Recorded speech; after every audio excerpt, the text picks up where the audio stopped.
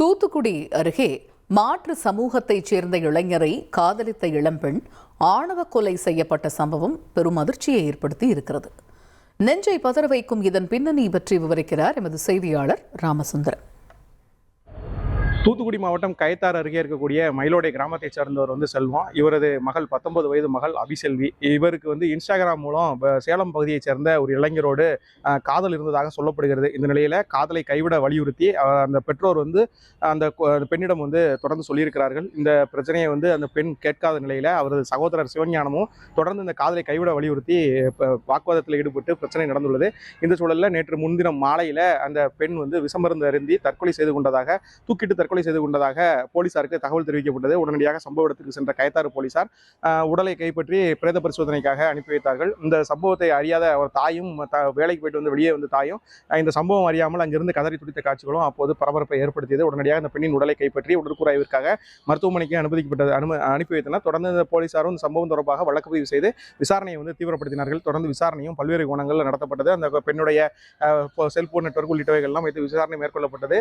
அப்போதுதான் பல்வேறு திடுக்கிடும் தகவல்களும் விசாரணையில தெரிய வந்திருக்கிறது. அந்த பெண் காதலித்த அந்த பையன் மாற்று சமூகத்தை சேர்ந்தவர் என்பதும் அதன் காரணமாகவே இந்த திருமணத்தை கைவிட வலியுறுத்தி இரு தரப்புமே வாக்குவாதத்தில் அந்த பெண்ணிடம் தாய் மற்றும் அவரது சகோதரர் வாக்குவாதத்தில் ஈடுபட்டதும் கண்டறியப்பட்டிருக்கிறது.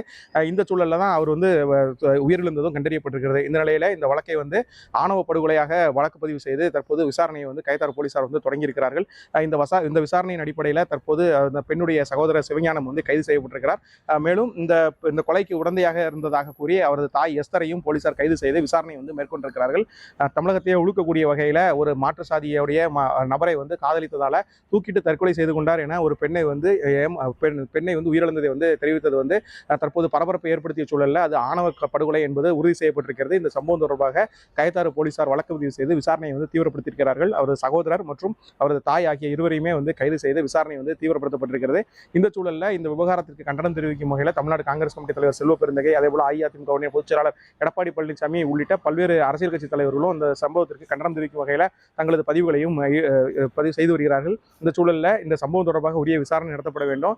உரிய விசாரணையின் அடிப்படையில் அந்த சம்பவத்தில் வேற யாரெல்லாம் தொடர்பு இருக்கிறார்கள் என்பதை கைது செய்ய வேண்டும் என சமூக ஆர்வலரும் பல்வேறு கோரிக்கைகளை முன்வைத்திருக்கிறார்கள். ஏற்கனவே திருநெல்வேலி மாவட்டத்தில் தூத்துக்குடியை சேர்ந்த ஒரு இளைஞர் ஆணவ படுகொலை செய்யப்பட்ட சம்பவம் இன்றளவும் பரபரப்பை ஏற்படுத்தியிருக்கக்கூடிய சூழலில் அடுத்ததாக ஒரு ஆணவ படுகொலை நடந்திருப்பது ஒரு பெரிய தாக்கத்தையும் ஒரு பெரிய அதிர்வலைகளையும் ஏற்படுத்தியிருக்கிறது. சம்பவம் தொடர்பாக தூத்துக்குடி மாவட்ட காவல் கண்காணிப்பாளர் உத்தரவின் பேரில் தீவிரமான விசாரணை மேற்கொள்ளப்பட்டிருக்கிறது.